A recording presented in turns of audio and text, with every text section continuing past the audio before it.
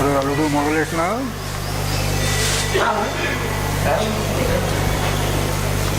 ఓం నమః ప్రణవార్థాయ శుద్ధ జ్ఞానైకమూర్తయే నిర్మలాయ ప్రశాంతాయ దక్షిణామూర్తయే నమః. ప్రపంచములో సమస్తమైన గురుతత్వానికి అస్మద్ గురుదేవులను ప్రతీకగా లక్షించి ఆయన యొక్క మహస్సు ఇందరిలో ఇన్ని రూపాలుగా దర్శించి అందరికీ నమస్కారం చేసి ఇది ఒక మహాభాగ్యంగా, ఒక అదృష్టంగా, శక్తి ఉన్నా లేకపోయినా చేసేటువంటి ఒక ప్రయత్నంగా మీ ముందు నివేదిస్తూ ఉన్నాను.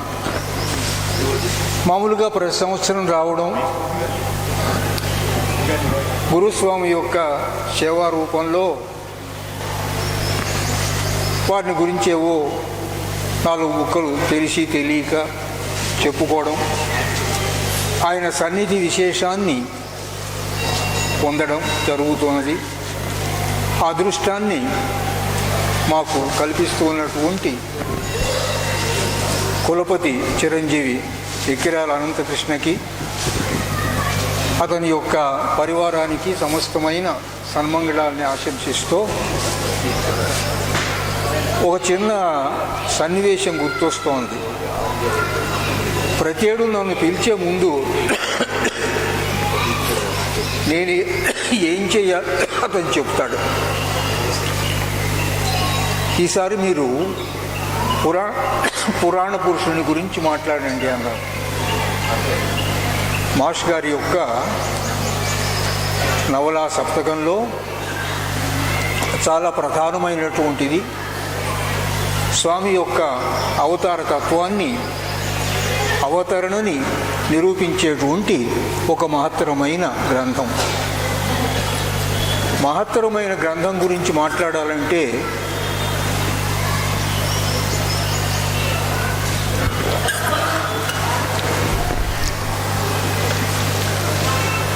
ఒకటి, మనకున్న శక్తియుక్తులు అలా ఉంచండి.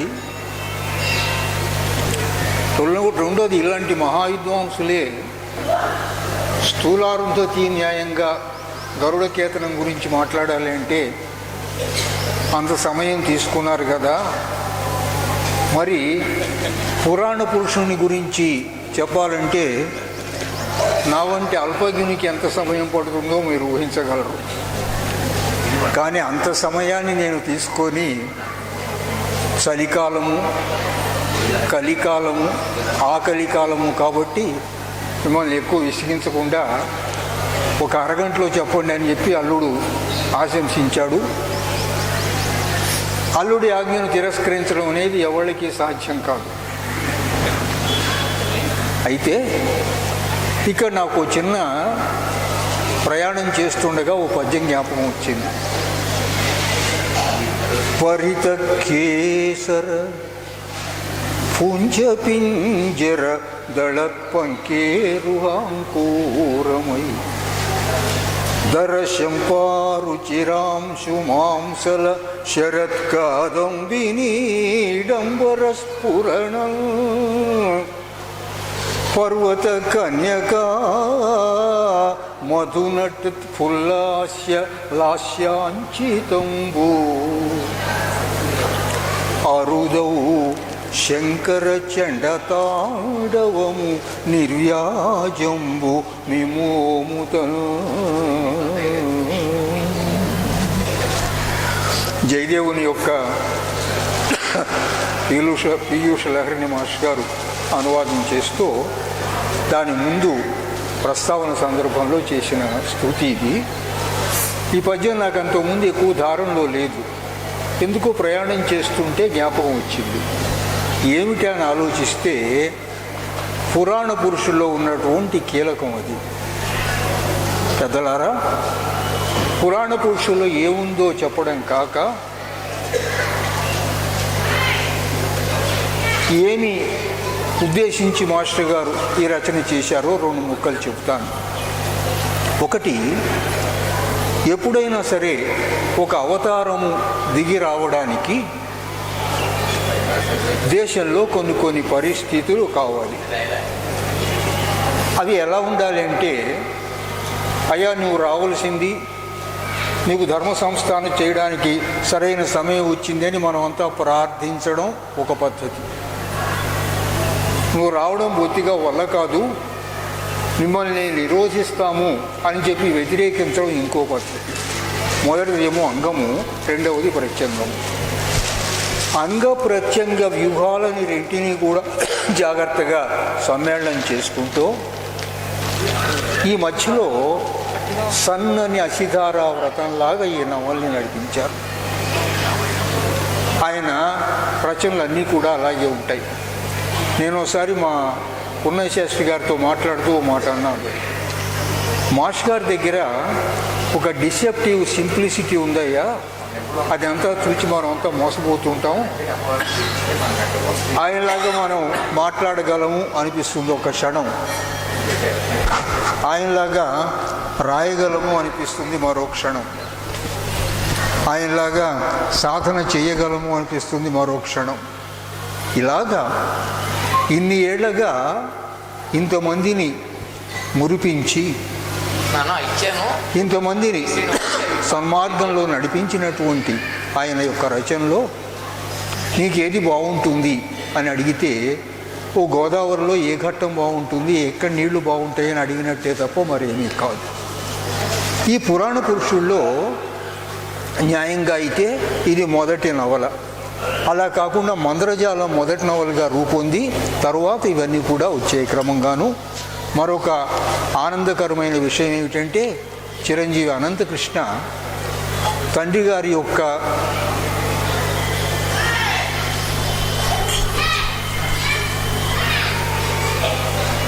వాక్యం ఆగిపోలేదు, ఆలోచన ఆగిపోయింది. తండ్రి గారి యొక్క మార్గాన పయనిస్తూ అందామా, చాలామంది ఉన్నారు ఆయన మార్గంలో వెళ్ళేవాళ్ళు. తండ్రి గారిని అనుసరిస్తూ ఉందామా అంటారే చాలామంది ఇప్పుడు లేరు, కానీ ఆయనలాగా ఇమిటేట్ చేసిన వాళ్ళు, నవ్విన వాళ్ళు, తుమ్మిన వాళ్ళు, దగ్గిన వాళ్ళు దేశంలో చాలామంది ఉన్నారు. తండ్రి గారి యొక్క ఆవేశమును పుణిగిపుచ్చుకొని పలికించెడివాడు రామభద్రుడట అన్నట్టుగా మాస్టర్ గారు ఒకసారి చూచారు ఎవరు మనకు పనికొస్తారు. ఇందాక పెద్దలు సెలవు ఇచ్చినారు, ఆత్మావై పుత్రనామాసి అంచేత వీడిని పట్టుకుంటే బాగుంటుంది అని చెప్పి వాడి కలంలోకి దూరి ఇప్పటికి 2 నవలలు రచించారు. మిగతా కూడా అతని చేతే పూర్తి చేయించాలి. అస్తు, దానికోసం ఆయన నేను ప్రార్థిస్తున్నాను. అయితే మాబోటి వాళ్ళం పూర్తి చేయకూడదా, మేము కూడా రాయకూడదా అంటే ప్రతి వాడు ఏదో రాస్తూనే ఉన్నాడు, అచ్చు వేస్తూనే ఉన్నాడు. ఇప్పుడు ఈ ఈకే మానవ సేవా సంస్థ మీద నాకు లాంటి కంప్లైంట్ ఉంది. అల్లుడు సర్వస్వతంత్రుడు కాబట్టి అనేస్తాను. ఇంత మహత్తరమైనటువంటి గ్రంథాలు ఈ విధంగా అచ్చు వేస్తున్నారే, వీటిని ఇంతకంటే ఇంగ్లీష్ మాట వాడుతున్నాను, అగ్రెసివ్ సేల్స్మన్షిప్ చేసి దేశమంతా వెదజల్లవలసినటువంటి బాధ్యతలో కొంచెం వెనకబడుతున్నారేమో అని నాకు అనిపిస్తున్నది.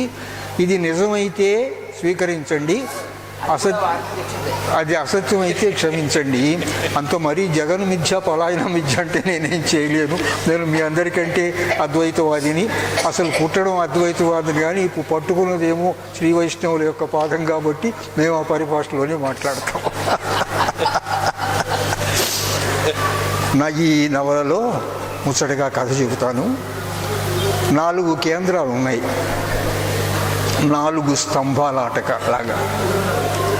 ఒక వైపున హస్తినాపురంలో గుడ్డిరాజు అయినటువంటి ధృతరాష్ట్రుడు తన యొక్క పరివారాన్ని అంతా దగ్గరకు తీసుకొని కేశి అనేటువంటి ఒక దుర్మార్గుడైనటువంటి వాడిని దగ్గరికి తీసుకొని దేశంలో ఉన్న ధనాన్నంతా నేను ఎలాగ కబళించగలను, ఎలాగ ఇందాక వారు చెప్పారే పన్నులు వేయగలను, ఎలాగా సమస్త ఐశ్వర్యాన్ని ఆకర్షించి హస్తినాపురంలో నిక్షేపం చేయగలను అని ఆలోచిస్తూ ఆ ప్రణాళికలు వేయడమే కాక పెద్దలైనటువంటి భీష్మాచార్యుని కూడా పిలుచుకొని కూర్చోబెట్టి ఓ రోజు చెప్తాడు, అయ్యా ఇట్లా నేను చేశాను ఎలా ఉంది అంటారు. పెద్దవాళ్ళు నీ మొహం వల్లే ఉందిరా నోరు మొయ్యని చెప్పరు. ఇంతకంటే ఏమన్నా మంచి మార్గం ఉందేమో ఆలోచించు, నువ్వు బాగుపడ్డానికి దేశం బాగుపడ్డానికి అని ఆయన పెద్ద ఆయన వదిలేస్తాడు. ఇది ఒక కేంద్రం. రెండో కేంద్రంలో వ్రజము అని పిలువబడేటువంటి చోట నందగోపుడు ఈ మొత్తం విషయాన్ని కనిపెట్టినటువంటి వాడై ఆయనకున్నటువంటి మహత్తరమైన సేవాధర్మం చేత ఇందాక వారు చెప్పారే ఎలాంటి సేవ చేస్తే ప్రజలకు ఉపయోగిస్తున్నాం అనేటువంటి పద్ధతిలో ఆయన ఏం చేయడం మొదలెట్టాడంటే యువకులకు అందరినీ పిలిచి శిక్షణ ఇవ్వడం ప్రారంభించాడు. కేసి అనేటువంటి రాక్షసుడి ద్వారా దేశంలో ఉన్నటువంటి డబ్బంతా కూడా లంచాల రూపాల్లో పన్నుల రూపాల్లో హస్తినకు కొంత వెళ్ళడం, వీడు కొంత నొక్కేయడం, ఇదంతా కూడా జరుగుతూ ఉంటే దీన్ని నిరోధించడానికి అతడు ఒక మహత్తరమైన ప్రణాళిక తయారు చేసి ఇంకొక వ్యూహం పన్నుతాడు. అది రెండవ స్తంభం. మూడవ స్తంభం చాలా ముఖ్యమైనది ఉంది. భీష్మాచార్యుల వారిని ఒకరోజు పిలిచి సత్యవతి మాట్లాడుతుంది, అయ్యా మనం అంతా కూడా పుస్తకాల గురించి మాట్లాడుతున్నాం, పుస్తకాల్లోకి వెళ్ళడం చాలా అవసరం. అరవిందులు ఒకసారి చెప్పారు, the fashion of the modern day is to talk on books not in books. ఆ మాటలు ఇక్కడ చదవాలి. ఇక్కడ చదివితే మాస్టర్ గారి యొక్క రచన కౌశలం అంటే ఏమిటో తెలుస్తుంది. నేను ఒక మాట అంటాను, పెద్దలు క్షమించవలసింది. అనంతకృష్ణ లాంటి వాళ్ళు సరే కొంతలో కొంత అస్మదాదులను తప్ప మాస్టర్ గారిని అనుసరించి అలా వెళుతున్నటువంటి వారిలో ఆయన యొక్క రచనాశక్తిలో 100వ వంశం కూడా పట్టుబడినటువంటి వాళ్ళు లేరు. ఇటు కవిత్వంలో కానివ్వండి, లేకపోతే రచనలో కానివ్వండి, శాస్త్రార్థముల యొక్క వివరణలో కావండి, ఎక్కడ ఆయన వేలు పెడితే అక్కడ వెలుగుల బాట, వెన్నెల తోట. మూడో స్తంభం ఏమిటంటే, ఒరే నాయన నువ్వు నేను చెప్పినట్టుగా వింటే బాగుంటుందిరా. వ్యాస మహర్షి నేను చెప్పినట్టుగా విని దేవర న్యాయం చేత సంతానాన్ని పుట్టించి దేశాన్ని బాగు చేయాలన్నాడు. నువ్వేమో ఒక ప్రతిజ్ఞలాగా పెట్టుకొని నాకు ఈ ప్రతిజ్ఞ ముఖ్యమే, తక్కినవన్నీ అక్కర్లేదు అని చెప్పే ఉద్దేశంతో ఉన్నావు, కొంచెం ఆలోచించు. ఎవరు చెప్తున్నారు? సత్యవతి చెబుతోంది. సత్యవతి ఎవరు? సత్యమునకు స్థానమైనటువంటి సత్యం పరం ధీమహి. ఈయన పాపం వల్లవాట అది సర్దుకొని అప్పటికే గడ్డం అది నెరిసింది. మళ్ళీ కలుస్తానని చెప్పి బయలుదేరి వెళ్ళిపోయాడు, కానీ ఏం చెప్పలేదు. భీష్మాచార్యుల యొక్క పాత్రని మాస్టర్ గారు కొట్టి వడబోసినట్లుగా జగత్ సాహిత్యంలో ఎవరూ చూడలేదు. ఆయన చాలాసార్లు అన్నారు నాతో, ఏమన్నారో తెలుసులేండి, ప్రతిజ్ఞ కోసం తన కళ్ళ ముందరే విశాల కౌరవ సామ్రాజ్యం పతనం అయిపోతుంటే అలా చూస్తున్నాడు. అదేం పెద్ద ప్రతిజ్ఞ అయ్యా, దాన్ని తీసి ఒట్టును పెట్టి హాయిగా పెళ్లి చేసుకుంటేనో రాజ్యం ఆక్రమించుకుంటేనో ఇంకోలా ఉండేది కదా. క్షమించండి, అప్పుడప్పుడు మాస్టర్ గారితో కొంచెం చనువు తీసుకొని కాస్త వ్యతిరేకంగా మాట్లాడి చివాట్లు తిన్న ఘట్టాలు కూడా లేకపోలేదు. ఎందువల్లంటే ఇప్పుడే మన గోపిరెడ్డి చెప్పాడు, ఆయన బళ్ళో చేరిన తర్వాత మొట్టమొదటిసారి నా క్లాసుకు వచ్చి నాకు పాఠం చెప్పారు. అది నా గర్వం. అది మనకు అంటిందా లేదా అని ఎలా ఉంచండి. నేను అన్నాను, మీకు తెలిసినంత మాత్రం భీష్ముడికి తెలీదా? నోరు అన్నారు. నన్ను నోరు మోయించారు సరే, భీష్ముడికి తెలిసినంత మాత్రం కృష్ణుడికి తెలీదా? ఎలాగా? రామావతారంలో రామాయణం ప్రసక్తి వచ్చింది 2-3 సార్లు. యాక్చువల్గా నువ్వు అడవికి వెళ్ళు అని దశరథుడు వాడి నోటి మీదుగా చెప్పలేదు. చెప్పింది ఎవరు? మరోరు థర్డ్ పార్టీ ఎవరో చెప్పారు. పితృవాక్య పరిపాలన అని చెప్పి ఈయన బయలుదేరి వెళ్ళాడు. వీళ్ళంతా అడవికి పొలోమని వెళ్ళి కాళ్ళు పట్టుకొని, నాయన నువ్వు మళ్ళీ వచ్చి రాజ్యం తీసుకోరా అని చెప్పి ఎవరైతే ఈయన రాజ్య బహిష్కృతికి కారణభూతులైనారో ఆ కైకేయితో సహా వాళ్ళంతా వెళ్ళి చెప్పారు.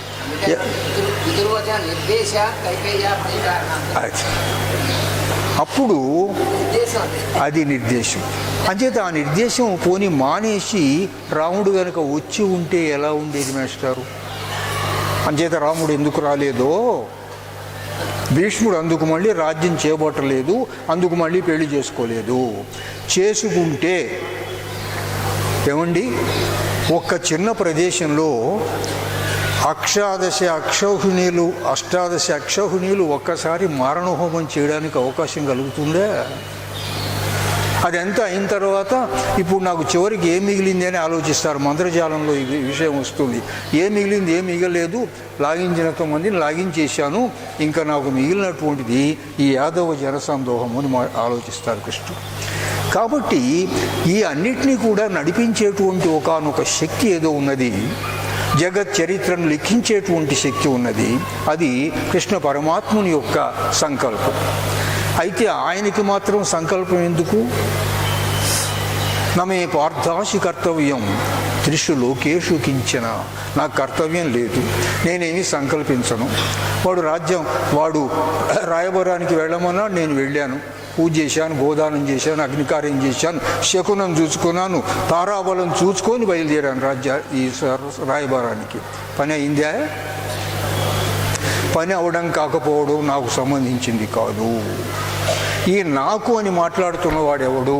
ఇందాక వారు అన్నట్టుగా అంతర్యామికి ఎప్పుడైతే ఈ చరిత్రకి సంబంధించినటువంటి విషయాలన్నీ ఏమీ ఉండవో, నమే ద్వేష్యోస్తి న ప్రియ, జరిగిపోతుంటుంది, జరిపించేస్తాడు. 2 స్తంభాలు 3 స్తంభం అని చెప్పాను. 4వ ముఖ్యమైన స్తంభం గురించి చెబుతాను. ఈ 4వది ఏమిటంటే హస్తినాపురం, వ్రజము, ద్వారక గురించి చెప్పలేదు. ఈ సత్యవతి వీళ్ళిద్దరిని గురించే సంభాషణ చెప్పాను. ద్వారకలో ఏం జరుగుతుందంటే, అంతకు ముందే ద్వారక అన్నాను, క్షమించండి. మధురలో ఏం జరుగుతోందంటే, అంతకు ముందే వైరానుసంధానం చేత జన్మించినటువంటి కంసుడికి సమస్తము కృష్ణమయంగా భాషించడం మొదలెడుతుంది.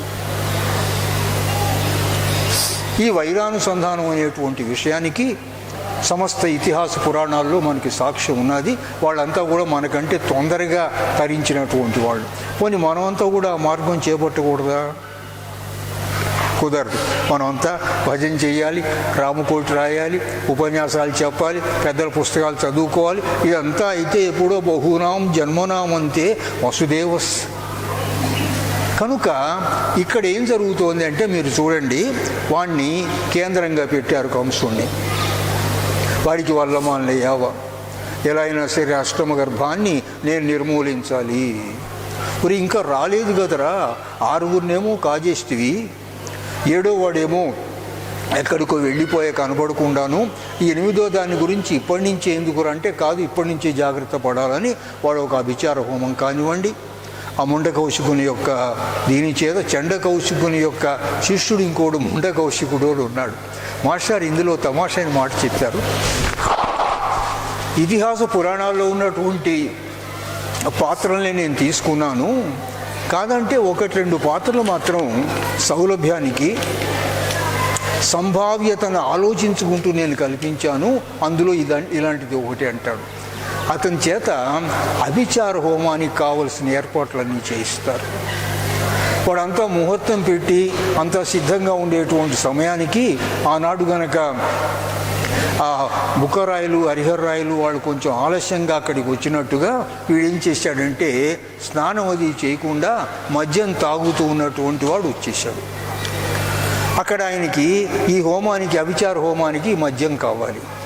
ఒరే నువ్వు మద్యం తీసుకొచ్చావంటే నేను తీసుకొచ్చానండి, స్నానం చేశాను అనే అబద్ధాలు. ఇది నువ్వు తాగి విడిచిందా? లేదండి ముట్టుకోలేదు, ఊరికే చూస్తున్నాను సీస్ ఇది బాలశేషం కాదు కదా, ఆయనతో 12 సంవత్సరంలో మరణించేదామంటాడు. అప్పుడు ఆ మొహం చేస్తే అక్కడి నుంచి పూతన, శకటాసురుడు, తృణావర్తుడు మొదలైన వాళ్ళంతా జన్మించడం ఇదంతా కూడా ఆ బాల్య క్రీడలో వచ్చింది. కనుక ఈ 4 కేంద్రముల మధ్య కథని కట్టడం నవలాకారుడికి కావలసిన చాలా ముఖ్యమైనటువంటిది. ఏ నవలైనా తీసుకోండి, ప్రపంచ సాహిత్యంలో కథా నిర్మాణం చాలా ముఖ్యం. అందులో మాస్టర్ గారు unparalleled master, and so is our Anantakrishna. మంచి కథా నిర్మాణ పటువులు. కథ తర్వాత ఏం కావాలి? పాత్ర చిత్రణ కావాలి. మరి ఆ పాత్రలన్నీ కూడా అక్కడ ఇతిహాస పురాణాల్లో ఉన్నాయి కదా, ఈయన చిత్రించేది ఏమిటి కాదు, వాటికి కొత్త వెలుగులో మనకి చూపించాడు. అక్రూరుడు మాట్లాడుతుంటే వాడు భక్తి భేషజం కలిగినటువంటి వాళ్ళ కనిపిస్తాడు, కానీ 100కి 100 పాళ్ళు ప్రపన్నుడిలా కనిపించడు. కంసుడు మాట్లాడుతుంటే రెండో వైపున వైరానుసంధానము యొక్క పద్ధతి కనిపిస్తుంది. ఇలాగా ప్రతి పాత్రలో ఒక నూతనమైన పద్ధతి పెట్టారు. సరే, పాత్ర వచ్చింది, సంభాషణ వచ్చింది. ఎందుకంటే భాషా ప్రపంచం అంతా కూడా మా గురువు గారికి సంపూర్ణంగా వశమైనటువంటిది. మద్ గురుత్తముడు శబ్దాంబోధి బంధించో క్రింద మీదైనారు సత్కవులు అన్నారే విశ్వనాథ సత్యనారాయణ గారు. ఆ రకంగా సమస్తమైనటువంటి భాషా పటుత్వం ఉన్నది. ఇది కాక ఏదన్నా ఒక ఎక్స్ట్రా కొలత ఉంటే అప్పుడు నమస్కారం మాస్టర్ ఈకే అనాలి. ఇంత మాత్రం రాయాలంటే మేము రాయగలుగుతాం. ఏం సార్, ఏమిటది? పెద్దలారా, ఈ నవలలో 17-18 అధ్యాయాలు హృదయ స్థానాన్ని ఆక్రమించాయి. 29వ అధ్యాయం బుద్ధి వైశద్యాన్ని ఆక్రమించాయి. ఒక పురాణ పురుషుడికి కానీ, ఒక మామూలు పురుషుడికి కానీ, ఎవరికైనా సరే సృష్టింపబడినటువంటి ప్రతి జీవికి కూడా వాడు గనక ఆలోచనాశీలుడైతే వాడికి కావాల్సింది హృదయము, బుద్ధి. మనసు పెద్ద కంగారు లేదు. మన ఏవో మనుష్యాణం కారణం బంధమోక్షయో అనేకం వస్తుంటాయి. ఇక్కడ ఏం చేశారంటే మాస్టర్ గారు, ఈ కీలకంలో పెద్దలు జాగ్రత్తగా చిత్తగించవలసినటువంటి ఘట్టం. అంటే నేనేదో చెప్తున్నాను కాదు, ఇక్కడున్న విషయాన్ని తమ దృష్టికి తెస్తున్నాను. మాస్టర్ గారి పుస్తకాలు అనంతకృష్ణ ఇచ్చాడు కదా అని ఊరికే తీసుకొని వెళ్ళకండి. ప్రతి పుస్తకం కొనుక్కొని జాగ్రత్తగా చదవండి. చదవడం అంటే ఒకసారి బాపు కార్టూన్ వేశాడు. ఏం వేశాడు తెలుసునండి? పై బర్త్లో ఒకడు పడుకొని ఉంటాడు తెలుగువాడు, కింద బర్త్లో ఇంకో తెలుగువాడు పేపర్ కొనుక్కుంటాడు. వాడు తలకాయ ఉంచి వీడి పేపర్ చదువుతాడు, కానీ వాడు పేపర్ కొనుక్కోడు. అప్పుడే అలా ఉంటే ఈ మీడియా యుగం బాగా ప్రకోపించినటువంటి ఈ రోజుల్లో ఎలా ఉంటుందో తెలియదు కదా. శ్రీరామ శర్మ లాంటి వారి పెద్దవారు వచ్చారు అన్నాం అనుకోండి, అబ్బా టీవీలో కనిపిస్తాడులేవయ్యా, ఇప్పుడు దానికోసం మనం ఎక్కడ వెళ్తాం అనే రోజులు వచ్చాయి. అంచేత ఇక్కడ ఉన్న ప్రతి ఒక్కరికి పుస్తకం కొని చదవండి. ఇంకోళ్ళు తీసుకొని చదివి మళ్ళీ అవతల పారేస్తే గ్రంథ చౌర్యం. నా కొద్ది జీవితంలో నేను నా చాలా ప్రముఖులైన వాళ్ళకి నా పుస్తకాలు ప్రజెంట్ చేశాను. ఏమైందో తెలుసునండి, ఆ ఆఫీసులో లేకపోతే ఆ గొప్ప ఆయన అక్కడి నుంచి ఊరికి వెళ్ళేటప్పుడు మా కాలేజీ తాలూకా ప్యూను వెళ్ళి, మాస్టారు మీ పుస్తకం పాత కాగితాల కొట్లో కలపడదండి అని అది తీసుకొచ్చి నాకు ఇచ్చాడు. తెలుగువాడిని ఆ విషయంలో తస్తే క్షమించకూడదు, పగల కొయ్యాలి. మన పుస్తకం వాడు కొనుక్కొని చదివేదాకా మనం వదలకు. ఎందువల్లంటే ఇందులో మణులు మాణిక్యాలు పెట్టాం. ఎవడబ్బో సొమ్మని కూచి తిరిగేవు, ఇక తెరకొచ్చినాయా మళ్ళు మాణిక్యాలు మా దగ్గర కాజేయడానికి. అంచేత అనంతకృష్ణకి మరొక హెచ్చరిక, don't present your books to anybody, cell them to everybody. అయితే నువ్వు చేస్తున్నావు అంటే నేను నా సంగతి ఎలా ఉంచండి. ఈ చెప్పబోతూ ఇక్కడ ఏం జరిగిందంటే, నారదుల వారు ఒక ఆదేశం చేస్తారు. పరాశర మునికిను వ్యాసునికి. అందులో ఏం చెప్పారంటే, ఒక వారం రోజులు ఒక సప్తాహం మీరు చెయ్యాలి. ఆ సప్తాహంలో జరిగేటువంటి విషయం ఏమిటంటే, ప్రతిరోజు పరాశర మహర్షి, మైత్రేయుడు, మరికొందరు అక్కడ ఉంటారు. వాళ్ళు ఏం చేస్తారంటే, అక్కడ ఉన్నటువంటి ఆరణ్యకమైనటువంటి ప్రకృతిని లెక్క చేయకుండా ఏ రోజు ఏం తినాలో అది మాత్రం తింటూ కొన్నాళ్ళు రావి చిగుళ్ళు తింటారు, కొన్నాళ్ళు కేవలం జలపానం చేస్తారు, కొన్నాళ్ళు వెలక్కాయల గుజ్జు తింటారు. ఇలా ఉంటూ ఈ పరాశరుణ్ణి పురమాయించి అతడు లోపలికి గుహలోనికి వెళ్తాడు. ఆ గుహలోకి వెళ్ళిన తర్వాత అక్కడ ఒక మంచి మహత్తరమైనటువంటి రుక్కు వింటాడు. ఆ విన్నటువంటి రుక్కుని ఆయన తీసుకొచ్చి బయటికి చెబితే దాని మీద మన వ్యాస భగవానుడు వ్యాఖ్యానం చేస్తాడు. మాస్టర్ గారు ఆ రుక్కులన్నీ కూడా మొట్టమొదటి ఇచ్చేసి ఉన్నారు. తర్వాత ఇక్కడ అనువాదం చేశారు. ఆ అనువాదంలో 1-2 వాక్యాలు మాత్రం చదువుతాను. ఎందువల్లంటే నాకు పుస్తకం చూసి మాట్లాడడం కొంచెం చికాకు. ఎందువల్లంటే చాలా ఏళ్ళు బడిలో మాస్టర్గా పనిచేశాను కనుక వాళ్ళకి చెప్పాలంటే పుస్తకం తీయాలి. కానీ పగలు మీ అందరిలో ఒకడుగా చరించెదను, రాత్రికి గుహలోనికి పోయేదను పరాశరుడు అంటున్నాడు. ఇక్కడ మీరు గమనించవలసిన మహత్తరమైనటువంటి శిల్పం. మాస్టర్ గారు అనన్య శిల్ప చాతురి ధృడీనులు. ఇటు ఇందాక వారు అన్నట్లు గద్యం కానివ్వండి, పద్యం కానివ్వండి, ఏదైనా సరే ఒక ప్రబంధ నిర్మాణ వైచిత్ర్యం చూచారా, శక్తి నిపుణత అన్నటువంటి ఏదైతే ఉన్నదో అది ఆయనకు అనన్యంగా ఉన్నది. సరిగ్గా అదే సమయానికి దేవకీదేవికి మంచి స్వప్నాలు వస్తాయి.